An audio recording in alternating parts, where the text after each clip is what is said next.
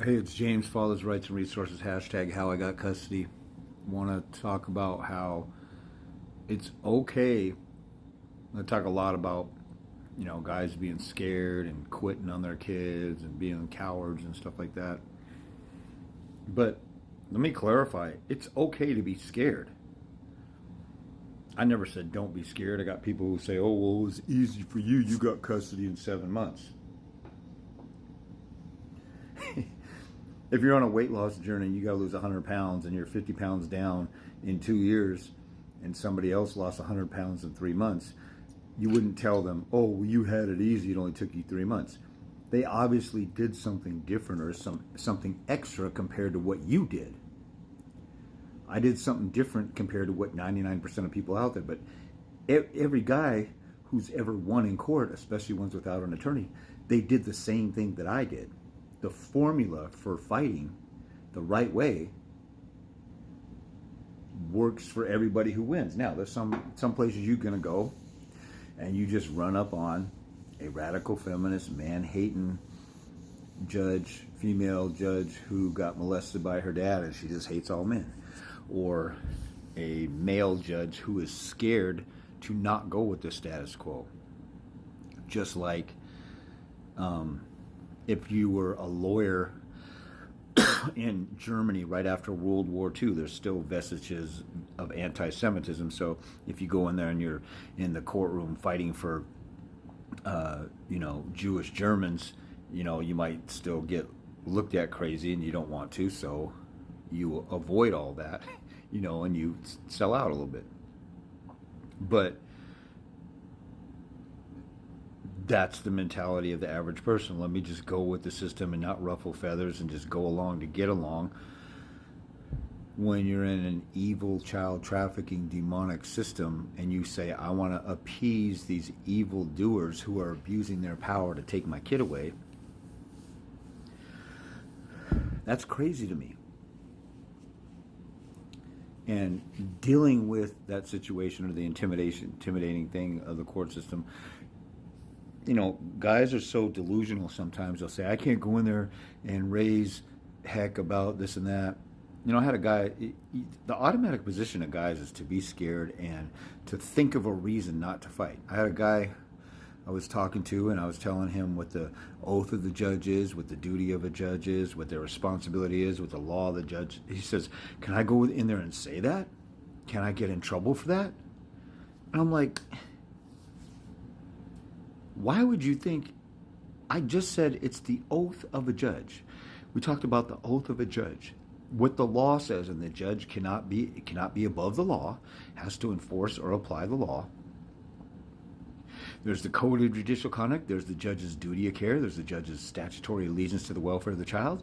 And I'm talking about stuff that I would say going in there and how the judge has a duty to the child, and you need to release children into society in the best condition possible. And it's a heavy duty and it's a heavy weight, and you should seriously consider what you're doing instead of just flippantly doing it.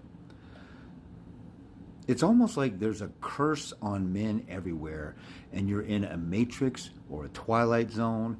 Or if any of you watched the cartoon or the movie or read the books, The Chronicles of Narnia, there was a spell over the whole land. It's like there's a spell over the whole land, and guys just want to gravitate to what's the biggest punk, sissy, coward, cop-out, sell-out thing that I could do on my case to not fight. And it's like you automatically think that. Just like women automatically think they can manipulate a guy. They automatically think they can lie about a guy and tell the cops, and there's no consequence for it. It's insane, but it's rooted in fear. So it's okay to be afraid, but you go anyway. Nobody will tell a soldier going off to war or storming Normandy Beach, don't be afraid. Now, I really shouldn't have to explain this to people, but everybody is so sensitive and gentle. And ever since the 90s, when Generation X or so, my generation, I was in college in the early 90s, graduated in the late 80s out of high school. That's where they started telling her to be delicate, soft, protect women, believe all women. Guys need to be sensitive, and guys do need to be sensitive. We need to be compassionate, but we need to be, like Jordan Peterson says, you should be very capable of being a danger to somebody, but have it under control. There's a great video um, where a guy is talking about how they interviewed a pedophile. I saw the video. I can't remember the name of the pedophile, but I guess it was a famous video. I don't really keep up on pedophiles and the latest fad with pedophiles, but they interviewed this chronic pedophile. He molested like 100 people, and they said, "Who do you target?" And he said, "I stay away from homes with a strong male figure." It was. He said, "It's not a kid that I look for to target. It's the family around them." So, an alpha male, a strong male, a protective male. He doesn't even bother with that. Okay. So anybody in their right mind would automatically presume custody to a father because the number one most important thing for kids is their safety. We talk about that every way. Kids' safety at school, kids' safety crossing the bus. We have the bus signs with the stop sign that comes out the bus. We have laws that say you don't pass a bus when it stops. Why? For children's safety. So how come for children's safety we don't give full custody to the dad automatically until he's proven wrong or proven to be a threat to the child? So this pedophile, he says, I look for, if there's a strong male figure there who seems like he could be a threat, I just stay away. If the family seems to be God-fearing or church-going, I stay away. Because, there's a community there. There's, I don't know, it could have been the demons on them that were afraid of those type of people.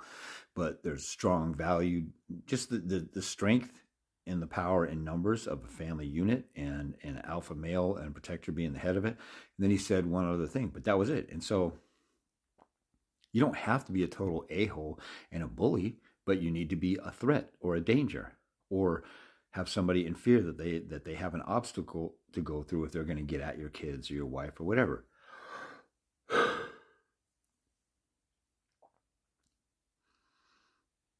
But back to the main point, it's okay to be scared. Like I said, nobody would tell soldiers storming Normandy Beach, "Oh, have no fear." It's you go despite the fear. You go in the face of the fear. If the house is burning down, if your home is on fire and everybody runs out and there's a kid or maybe even your dog or something like that in the house, if you try and run back in and rescue that family member or whatever, you're doing it. There's going to be some fear there. Nobody would say, don't fear. But if your own kid is in there and the fire department hasn't come out yet and the fire isn't totally 100% consuming the house and they could, or let's say you hear the kids screaming and you're afraid to go in, so you don't go in. It's kind of like one or the other. If you go in and rescue a kid, people are going to call you a hero. If you don't, because you're afraid of the flames and you look at the flames and the flames are big and your kid's screaming, but your concern and love and care for your kid doesn't trump your fear, you let your fear take over, then everybody's going to say you're a coward. It's kind of, there's no in between. That's what I talk about all the time.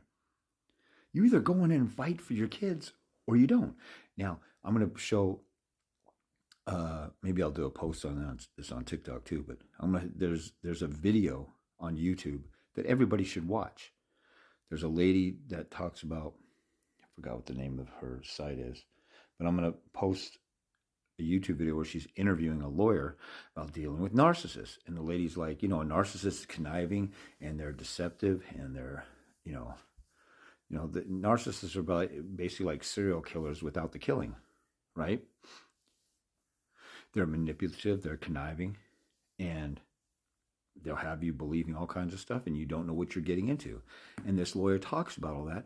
And they say, if you're getting ready to go in with a narcissist, there's no negotiating unless you play the game and you play hardball and you have a strategy and you don't give into their games. That's the stuff I've been talking about.